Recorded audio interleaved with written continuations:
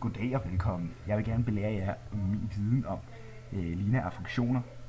Hvis vi har en lineær funktion, som skærer på punkterne 0,252.036 og et andet punkt, som hedder 18,473.526, så kan vi, for at finde funktionsforskriftet, så kan vi plotte dem ind i nogle formler, hvor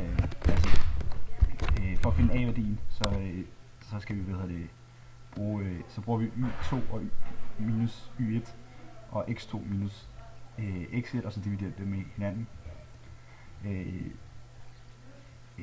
Hvis vi starter med y-værdierne, så er det den anden værdi i punktet, så det vil sige den efter kommaet. Og vi starter med minus den højeste af værdierne, eller den den der ligger længst hen af x-aksen, y-værdi, og så minuser vi den anden med, og så det kan det samme gør vi så med x-værdierne. Så hvis vi smider vores tal ind i denne formel, så kommer det til at hedde 473.526, som er vores y2-værdi, og minus med 252.036, som er vores y1-værdi. Og så 18 minus med 18, som er vores x2-værdi, og 0, som er vores x1-værdi. Og så dividerer vi det med hinanden samlet, så det bliver 12.305, som er vores a-værdi. Så for at finde b-værdien, så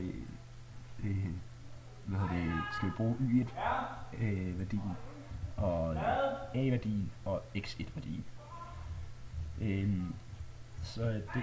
Igennem det, så kan vi så regne ud, at hvis vi plotter y1-værdien, som er 252.036 minus med 12.305, som er vores a-værdi, og så gange med 0, som er vores x1-værdi. Det giver så samlet, man ganger først, og giver det, så vores gangestykke, det giver, efter man ganger 12.305 med 0, så giver det 0. Og så minuser vi det med 252.036, det vil så sige, at det giver 2.236, som er vores b-værdi. Og det passer også godt, fordi man kan se, x0 skærer i 252.036.